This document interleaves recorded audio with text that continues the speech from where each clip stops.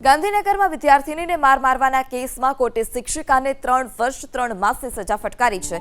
વર્ષ 2020માં સેક્ટર 28માં આવેલી વસંત કુંવરબા શાળામાં લેસન ન કરવા જેવી બાબતે શિક્ષિકા પારુલબેને ધોરણ 9માં અભ્યાસ કરતી વિદ્યાર્થીનીને લાફા ઝીંક્યા હતા, જેને કારણે વિદ્યાર્થીનીનો કાનનો પડદો ફાટી ગયો હતો। કોર્ટે નોંધ્યું કે શિક્ષિકાએ કરેલા આ હુમલો ક્રૂરતાની શ્રેણીમાં આવે છે।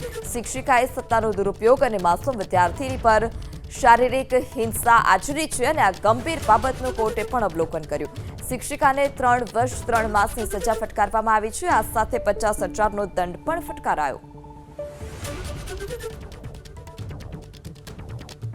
ગાંધીનગરમાં વિદ્યાર્થીનીને માર મારવાના કેસમાં કોર્ટે શિક્ષિકાને 3 વર્ષ 3 માસની સજા ફટકારી છે।